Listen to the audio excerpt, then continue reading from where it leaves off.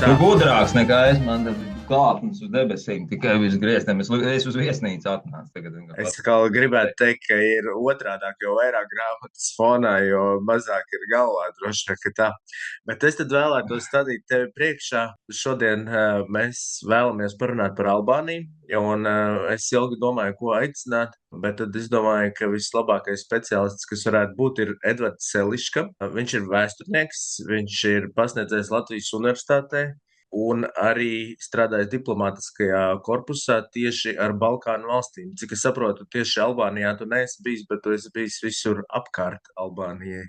Es pašā Albānijā vienu reizi arī esmu bijis, un ļoti daudz reizi savukārt esmu bijis Albānijas kaimiņu zemē, Kosovā. Tāpēc, ka tā bija viena no tām galvenajām atbildībām strādājot Slovenijā, bet no Slovenijas sadzot visas pārējās zemes. Tad varbūt sākumā, kāpēc ir šī saruna, jo mēs esam izdevuši šādu grāmatu, Dubļi saldāki par medu. Poļu rakstniece Margo Reimere raksta tieši par Albānijas komunistisko režīmu. Viņa raksta tādā interesantā valodā, tieši aptaujājot cilvēkus, skatoties no cilvēku skatu punkta. Es domāju, ka mums Latvijā droši vien ir interesanti salīdzināt, kā bija pie mums, kā bija Albānijā. Varbūt, ka tu arī, varbūt nebūdams tieši Albānijas eksperts, bet reģiona visa eksperts, varbūt, ka tu vari sākumā pastāstīt, ar ko Albānija vispār atšķirās no Latvijas, vai tā ir pilnīgi cita pasaule, vai tur ir daudz līdzīgā. Tā ir, Albānija ir piederīga, ja mēs tā no tāda kultūras viedokļa raugamies, viņa piederīga, protams, šai te Balkānu pasaulē, kur ir kaut kur arī stereotipizēta vispār, un arī tā skaitā pie mums, Baltijas reģionā, un vienlaiks Albānija ir arī šī te, vidusjūras vārdu plašākā nozīmē kultūras ietekme. Galā tā ir jūras valsts, vienmēr ir bijusi. Līdz ar to viens no tādiem elementiem, kas ir raksturīgs Albānijai, protams, ir tradicionāli cieši sabiedriskā tādas iekšēji sabiedrībā saites, ģimeniskās saites, uz ko ir lielā mērā balstīta arī vēlāk, teiksim, nacionāla identitātes veidošanās 19. gadsimta gaitā un arī valstiskuma apziņa. Un tas, starp citu, kas ir šajā grāmatā atspoguļots, šajos stāstos, 30 stāstos, ir tieši pretējais, kā šī tradīcija ir ļoti, ļoti grauta, mēģināts viņu graut caur šiem ziņotāju tīkliem un tam līdzīgi. Tā kā vai mēs Latvijā varam ļoti lepoties ar ļoti ciešām, plašām ģimeniskām saitēm, dažreiz mums patīk to atzīmēt un priecāties. Priecājamies redzēt, ka tiešām ir šādas lielās, plašās ģimenes un tā tālāk, bet tas drīzāk Latvijā gan ir tomēr izņēmums nekā likumsakarība. Albānijā tomēr šī tradīcija ir ciešāka, kaut gan, protams, postkomunistiskais posms ļoti, ļoti daudz ko arī mainījis un grāvis vārdu tiešā nozīmē Albānijas šajā struktūrā, sabiedriskajā uzbūvē, un ir elementi, kas ir, protams, ka līdzīgi. Gal galā gan Albānija, gan Latvija ir dzīvojusi pašā totalitārisma režīmā. Albānijas gadījumā gan viss radikālākajā šajā te izpausmē, vismaz noteikti Eiropas kontekstā, bet ir šie te absurdumi, ko mēs redzam šajā te grāmatā, kas aprakstīti Austrum Eiropā un bijušajā, teiksim, šajās te valstīs, kuras ir piedzīvos komunismu. Tas nav kaut kas pilnīgi nepazīstams un nesaprotams galīgi. Tas tā nav. Tā kā ir arī, diemžēl, kopīgie elementi jaunākās vēstures. Es teikšu, ka man pašam par Albāniju kādreiz varbūt tās zināšanas bija ļoti mazas, bet tad sāku interesēties un pēkšņi likās ļoti aizraujoši. Varbūt, ka tu vari īsumā izstāstīt, kas ir albāņi, kāpēc viņi ir musulmaņi, cik lielu nozīmi spēlē reliģija mūsdienās, nu, un droši vien arī tajā, nu, ko mēs Latvijā sauktu par padomu laiku, Albānijā tas droši vien būtu saucams komunisma laiks. Jā, albāņi unikāla tauta, kas lepojas ar savu valodu, unikālo valodu, kurai nav neviena cita radniecīska valoda Eiropā. Protams, no tādas sadzīves līmenī dzirdot, saskaroties ar albāņu valodu, tur ik pa brīdim var atrast kaut kādus romāņu valodu, tā skaitā primāri itāļu valodas ietekmes, jā, vai arī grieķu valodas un slāvu valodas, respektīvi viss tas, kas apkārt ir ilgstoši dzīvojis un aizvien eksistē. Un vienlaikus arī šī nacionālā identitāte albāņiem, kas ir veidojusies sākot ar 19. gadsimta sākumu, īstenībā 20. gadiem, 19. gadsimta 20. gadiem, pakāpeniski viņi veidojusies tieši gan esot ietekmē, bet principā kā pretreakcija grieķu ietekmei, slāvu ietekmei, meklējot savu vietu. Atcerēsimies to laiku Osmaņu impērijas ietvaros galā.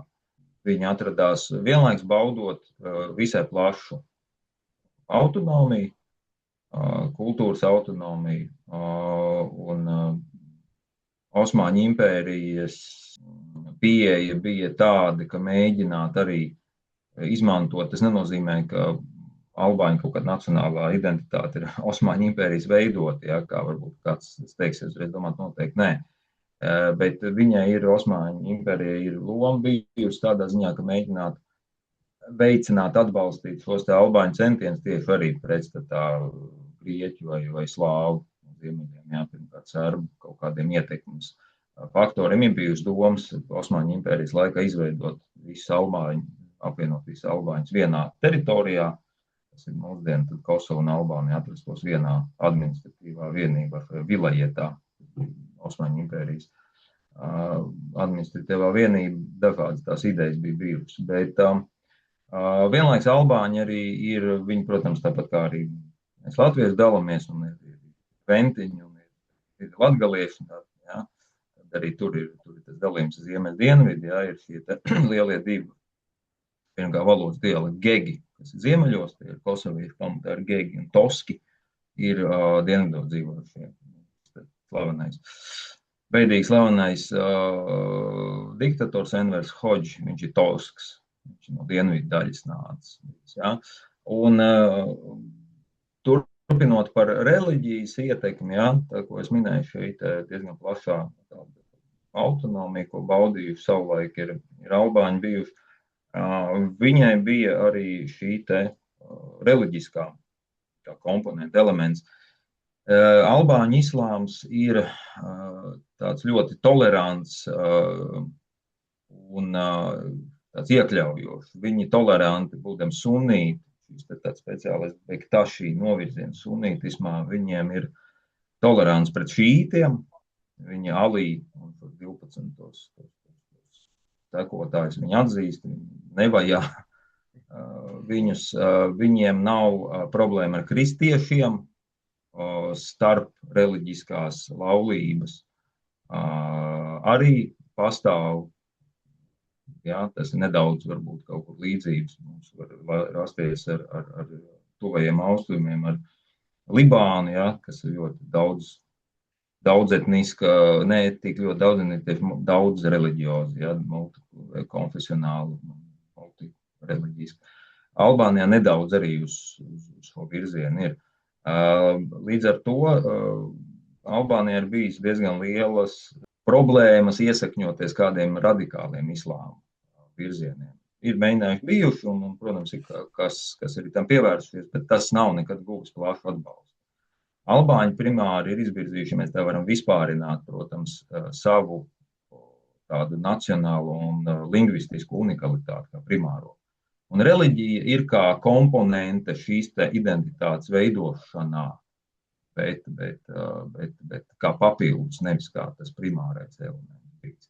Bet interesanti, kā viņi mūsdienās skatās, nu, skaidrs, ka tā nācija droši vien līdzīgi tā kā lielākajā daļā Eiropas veidojās 19. gadsimtā, bet Nu, daudz mīti un vēstures notikumi tiek meklēti senāk. Un, droši vien, ka tāds zināmākais albāņu varonis ir Skanderbeks, kurš tieši cīnījās pret Osmaņu impēriju un tādā ziņā arī pret islāmu. Kā viņi, nezinu, mūsdienās vai veidojoties tai nacionālajai identitātei apspēlēja šo cīņu pret islāmu. jā, ir arī, es nemāku, arī vārdi ir doti bērniem, jā, vēl slavenāks par Skanderbeku ir Spartaks. Tas ir dziļie meklējumi pagātnē vēsturē, kur mēs tagad mēģinām atrast, kurš tas ir bijis, jā, vai tad šīs te sanās tautas, traķieši, ilīrieši, kas ir apdzīvojuši šīs teritorijas antīkajā posmā, jā, viņi meklēt viņu saiknes ar mūsdienu albāņu tautu un tā tālāk. Meklēsim saites pagātnē un valstiskumu, pirmsākums tur un tā tālāk. Tā kā, jāsaka, latvieši gan unikāla Eiropas tauta, kas ārkārtīgi nopietni nekad nav mēģinājusi meklēt kaut kādas Senlatvijas, tur sanās karaļu valsts, kā turpinājumu, kā iesākumu mūsdienu Latvijas republikā. Mums tā 18. novembris ir sākums procesiem, bet tas tā atkāpē. Bet jā, Skanderbeku līdz ar to atkal primāri tiek izvirzīts priekšplānā lūk. Ir cilvēks, kas ir cīnījies par albāņu neatkarību, patstāvīgumu un nomācošu spēku priekšā un, teiksim, vienu vai citu albāņu šo te kara vadoņus, tikko arī bija lasījis, jā, par šiem te, arī kas ir katoļu baznīcā piederīgi, bet kas sadarbojas ar osmaņiem, jā, karotāji, un kas cīnās vienlaiks pret Skanderbeku, jā, un tad katoļu baznīca Albānijā ļoti nosoda šādu rīcību tolaik, runa par 15. gadsimtu. Kā tu vari būt kristietis katolis un vienlaikus atbalstīt osmaņus. Tad vienlaikus jāatcerās, ka mēs raugamies uz šiem procesiem mūsdienu acīm. Jā, ka mums ir ļoti skaidrs šīs dalījums, jā, etniskā piederība, konfesionālā piederība un tā tālāk. Tolaik ir runa par tomēr sabiedrības, tur lokālās, bet tomēr sabiedrības elites izdzīvošanu apstākļos, kuros jums ir no vienas puses osmaņi, no citas puses venēcieši, tad vēl ir lokālu iespējams uz ziemeļiem esošo serbu valdnieku kaut kādas intereses, un arī vēl to brīdi uz to laiku vēl eksistējušie Bizantijas impērijas pārpalikumi, jā, kaut kāds jau sadrumstalots, sabrukušas, jau atdalījušās no Bizantijas impērijas, Helēņu, šīs tad, grieķu valodā runājušās valsts, jā. Tā kā, lai izdzīvot šajā pietiekami raibajā, es neteiktu sarežģītajā, bet tādā raibajā vidē, tad ir šī tā etniskā, reliģiskā piederība, viņa drusku relativizējas gadījumā. Osmaņiem arī vajag sabiedrotos. Un osmaņi arī nesteidz uzreiz likt kaut kādus smagus nodokļus vai apspiest vietējos kristiešus, viņiem vajag sabiedrotos primāri cīņā pret tiem pašiem venēciešiem. Jā, līdz ar to tad tā manevrēšana, kas notiek, ko veic šie te albāņu vadoņi, te skaitā arī Skanderbeks, tas tiek likts kā par paraugu, mums priekšteči ir cīnījušies un dažādi mēģinājuši izdzīvot un dažādām manevru iespējām. Jā, tā kā tas nav tādā negatīvā nozīmē. Varbūt, ka tu vari izstāstīt, kā rodās Albānijas valsts, kā mūsdienu Albānijas valsts. Ja tas ir 20. gadsimta sākumā, tas ir lielāks, tāds elements lielākā procesā tobrīd, kad notiek cīņas Balkānos, pamazām aizvien vairāk tiek grausta nost šī te Osmaņu impēriju. Primāri priekšplānā jau izvirzās Serbija, kas ir neliela teritorija, bet ambicioza valsts, Bulgārija, kura nepārtraukti mēģina arī izvērsties, paplašināt savu teritoriju ap šo te galveno sadursmes asi, ja, tad arī pamazām tiek grauta nost šī te Osmaņu impērija. Osmaņu impērijas šīm te grupām tad arī dzimst šī te Albāņu valsts. 1913. gads ir 12. 13. gads ir šis te laiks, kad viņi izveidojas īsi pirms Pirmā pasaules kara. Protams, mēs runājam par to situāciju, kurā izveidojas valsts, kuras sabiedrība vienlaikus ir primāri šajās te balstīta šajās tādās plašās ģimeņu grupās, šajos te klanos. Līdz ar to tas nākamais posms pāriet no šī te klānu domāšanas posma uz kopējas valsts domāšanas līmeni, tas ir izaicinājums. Un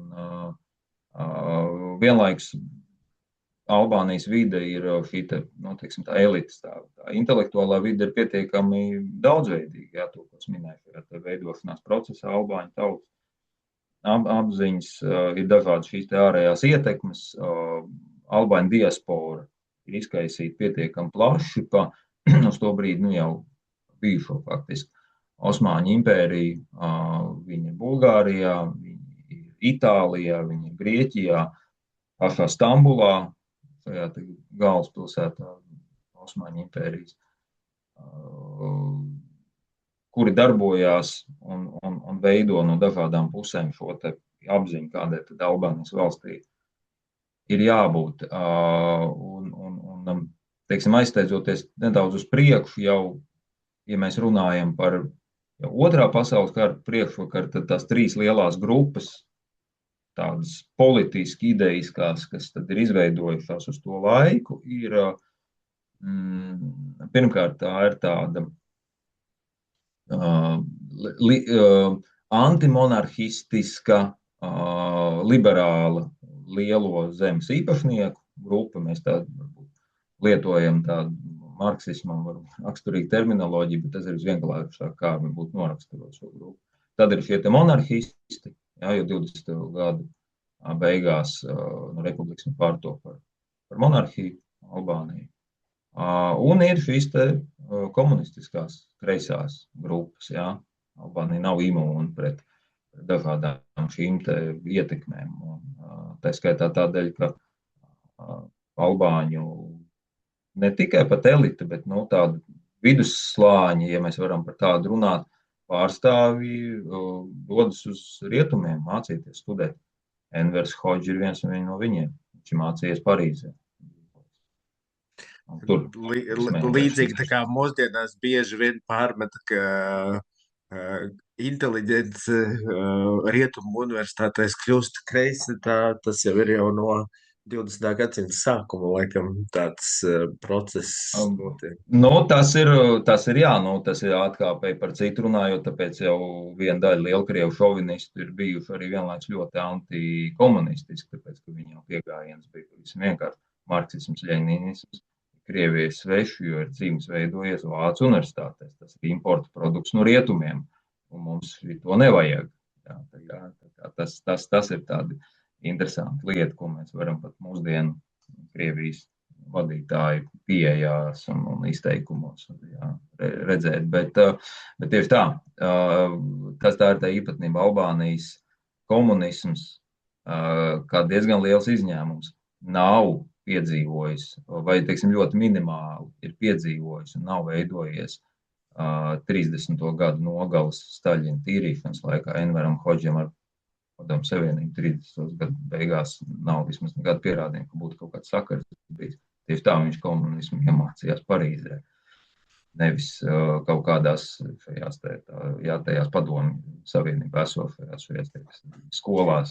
Šis ir ļoti interesants punkts. Es pie viņa vēl vēlēšos drusku atgriezties. Cerams, pa jokam. Bet, nu, drusku varbūt pārlecot pāri tam sarežģītajam posmam ar Itālijas dažādiem piedzīvojumiem Benito Mussolini impērijas veidošanā. Ja? Varbūt, ka tu pavisam drusku vari ieskicēt to posmu, bet es drīzāk tīri ieskicējot to, un tad pārējām tieši uz to posmu, kas attiecās arī uz šo grāmatu, kā tad Albānijā tas komunisms, kā Albānija kļuva par komunistisku valsti. Jā, 39. gadā Albānija piedzīvo itāļu invāziju. Itāļiem izdodas diezgan ātri pārņemt tur varu, tā pretošanās ir sporādiska un gara viņa nav. Jā, varbūt ir latviešu vēstures entuziasti pētnieki zina šo te interesanto faktu, ka ceļā uz trimdu Albānijas pēdējais karalis Cogu, Ahmets Cogu pirmais, ceļā uz trimdu Stokholmā, viņš apmetās uz kādu nedēļu Rīgā. Ir arī pat fotoattēli saglabājušies, kā viņš ierodās Rīgā dzelzceļa To nemaz stacijā. nezināju. Ne. Un apmetās, un viņš apmeties viesnīcā Pēterburga, kur atradās tolaik ēkā, kur aizvien ir, cik es zinu, saglabājusies pils laukumā. Sākotnēji viņam tika piedāvāts apmesties viesnīcā ar ļoti asprātīgu nosaukumu. Tieši viņam domāt, acīm redzot, Hotel de Rome. Viņš izvēlējās tomēr nepalikt šajā viesnīcā, un viņš bija nikns un pateica, ka jūs gribat atgādināt par to, ka es tikko savu valsts zaudēju. Jā, tā kā tas tā, vēsturiska anekdote. Itāļi okupētajā Albānijā ātri sāk veidot fašistiskās šīs te struktūras organizācijas, līdzīgas tieši tā kā Itālijā, viņas tiek pakļautas itāļu fašistiskai šeit sistēmai. Tur tūkstošiem cilvēku kļūst par šiem biedriem. Vienlaikus sāk veidoties pretestība. 40. gadā sāk pirmās pretošanās kustības veidoties, un viņas uzreiz ir trīs, jau manas minētās. Ir monarhisti, ir šie te antimonarhisti, lielie zemes īpašnieki republika, kas grib atjaunot republiku, kāda viņa bija 20. gadu sākumā, 11. gados. Un starp citu šai grupai pēdējai manas nosauktie, viņiem ir tāds nicinājums pret itāļiem, bet liels respekts pret vāciešiem.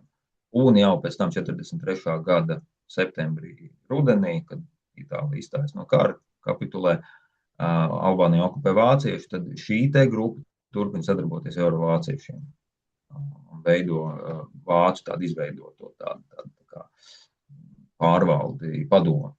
Un tad ir komunistu grupas. Viņi sākumā nav vienotas, viņas ir izkaisītas, viņas pamazām tiek apvienotas, un šai gadījumā ir būtiski ļoti loma Dienvidslāvijai. Tito vadītai šai te komunistu pretošanās kustībai jau tad ir ietekme pār Albāniju, un ar Dienvidslāvu atbalstu Albāņu komunisti gūst šo te uzvaru pārsvaru gan iekšējās cīņās par varu starp Albāņiem, gan arī cīņā pret, sākot itāļiem, pēc tam jau vāciešiem. Pirmie gadi pēc Otrā pasaules kara Albānija principā tiek uzskatīta par Dienvidslāvijas satelītu valsti, pilnībā atkarīga no viņas. Ekonomiski, militāri, intelektuālā pat ziņā, jā, ir visās dzīves jomās, kultūras jomās ir šī Dienvidslāvijas klātbūtne. Envers Hodžs ir pietiekami viltīgs cilvēks, ar citu diplomātiskā darba pieredzi, lai cik paradoksāli nebūtu. Viņš strādājis vienu laiku Albānijas, vēl monarhistiskās Albānijas diplomātiskā dienestā Briselē, jā, Beļģijā, konsulātā bija. Viņš izmanto ļoti veikli un prasmīgi 1948. gadā notikušo šo te ideoloģiski politisko šķelšanos starp Padomju Savienību un Dienvidslāviju. ļoti ātri nostājās Padomju Savienības pusē pret Dienvidslāviju, tādā veidā atbrīvojoties no Dienvidslāvijas ietekmes. Momentāli tiek pakļauti represijām, likvidēšanai šie pro-Dienvidslāvi izteiktākie pro-Dienvidslāvijas kursu atbalstītāji Albānijā un Dienvidslāvu šiem te padomniekiem, kas atrodas armijā, rūpnīcās, no viņiem ātri atbrīvojās, ja, un tad viņi tiek nomainīti ar Krieviem. Ja. Tā kā nākšana, komunistu nākšana pie varas, tas ir, protams, paradoks, jo līdz šim to, ko es biju darījis, raksturot, bija šo daudzveidīgo albāņu sabiedrību. Dažādiem politiskiem novirzieniem, ar dažādiem uzskatiem, ar dažādām ietekmēm, kādas ir ap viņiem bijušas. Un vienlaikus notiek šī īpatnē sadursme, ja, ka šī sabiedrība nonāk totalitārā režīmā, piedāvām tajā visradikālākā šī totalitārā režīma izpildījuma. Ļoti ātri tiek uzbūvēts šis tēls par to, ka Albānija ir briesmās, viņi ir apdraudēti. Envers Hodžs to ļoti veiksmīgi dara, jo ir no Britu izlūkdienestu puses ar ASV zinām atbalstu ir mēģinājumi 40. gadu beigās infiltrēt antikomunistiskos albāņus, kas ir pašā Itālijā atrodas, piemēram, viņš pārsviest ar laivām, ar gaisa, kādiem tur piegāda ceļiem iemest Albānijā, lai viņi tur sāk darboties, kad opozīcijas darbības izvērst un destabilizēt situāciju. Kaut kas nedaudz līdzīgs, kā bija Latvijas teritorijā, ja no Dānijas teritorijas ar Britu dienestu šo te organizēto pieeju 50. gadu sākumā, ja, uz Latvijas teritoriju šiem nacionālajiem partizāniem sniegt atbalstu.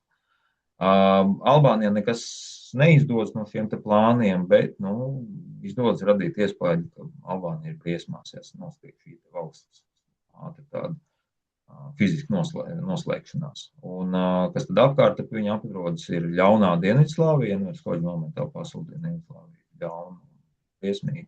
Albānija ir visnaidīgākā Dienvidslāvijas kaimiņu valsts viskomunistisko periodu. Un dienvidos ir Grieķija, kas ir ātri jau NATO dalība valsts. Un vēl viens moments, kāpēc komunistu režīms Albānijā netiek apdraudēts, šī lielā ģeopolitiskā spēle. Albānija nav primāra īsti nevienam no lielajiem spēlētājiem galu galā.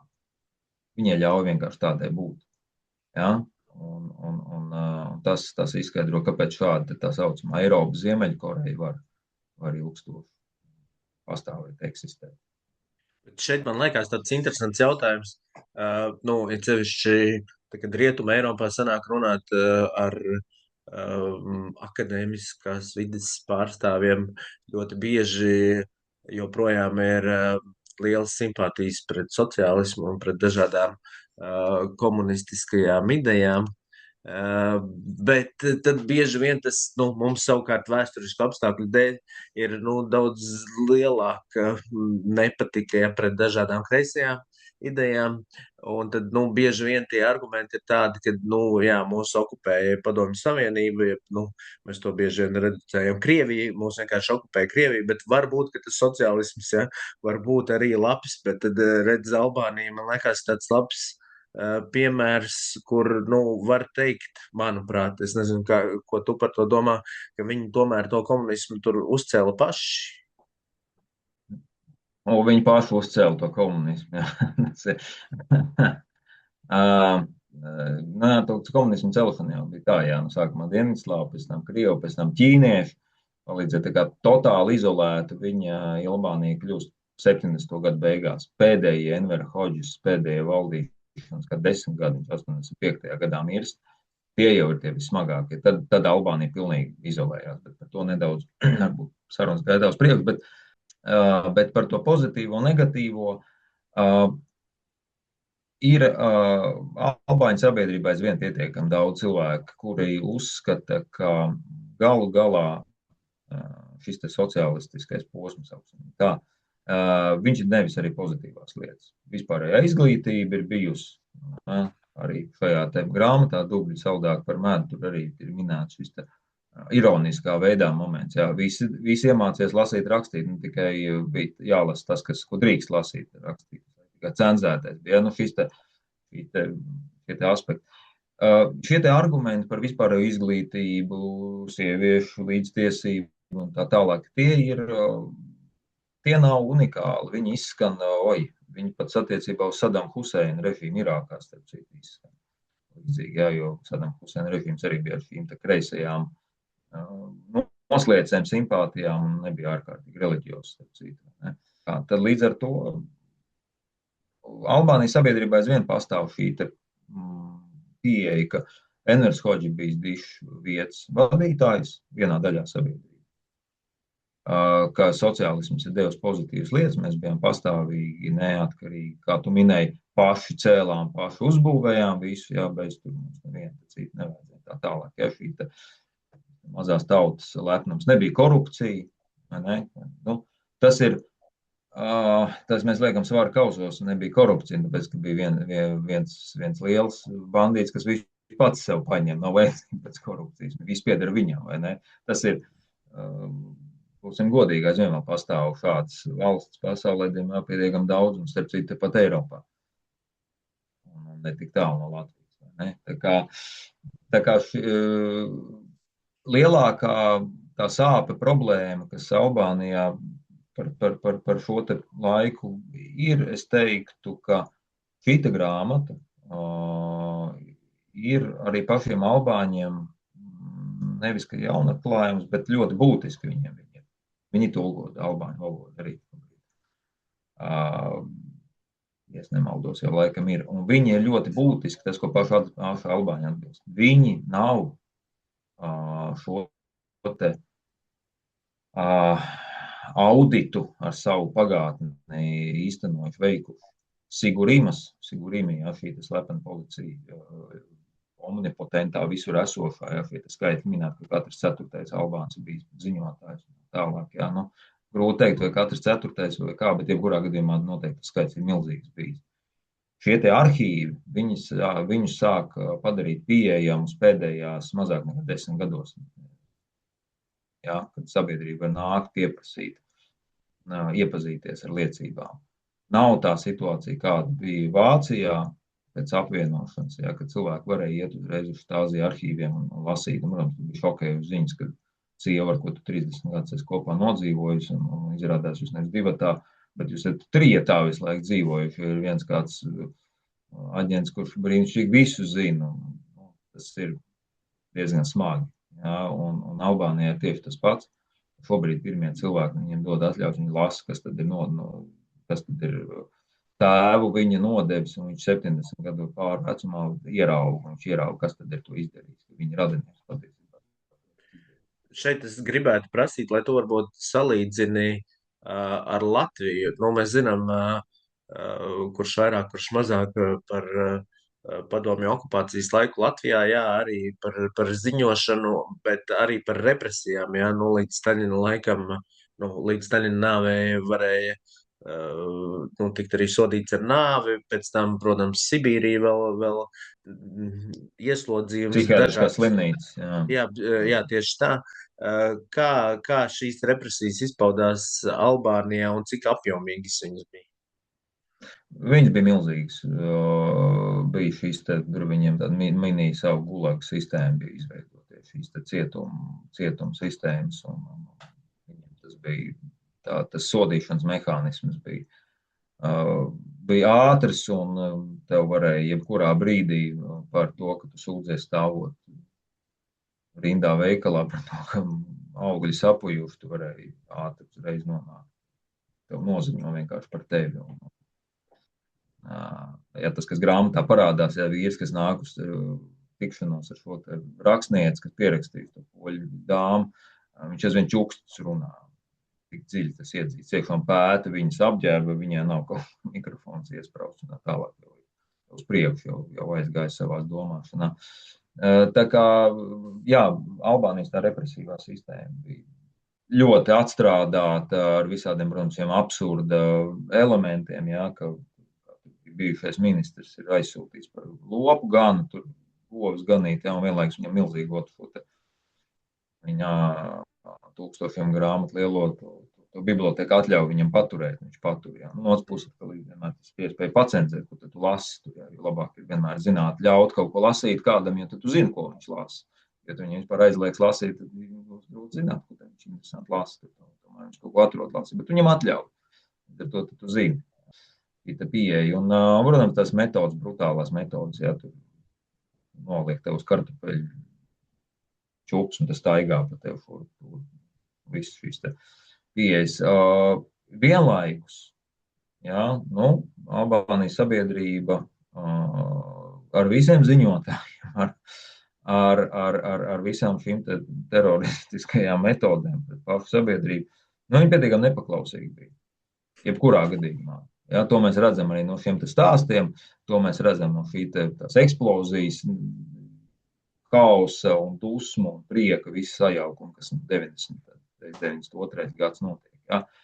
Un tā tālāk, tā kā šis tas brīvais gars, ja, no Skanderbega laikiem vai vēlākiem arī posmiem, viņš ir tik viegli, viņi nav bijis likvidēt, bet sakropļot tā sabiedrība ir bijis. Tur Envers Hodži ir, diemžēl, bet diezgan sekmīgi padarbojies bijis. Un tas blakus produkts tam visam, diemžēl, ir šis stereotipizētais priekšstats par to, ka mēs sākam ar albāņiem, diezgan bieži mums pirmais, kas caurmēr vidējiem vidusmēra cilvēkam radīsies iespējas būs vēl par kādu kriminālo vidi. Jā.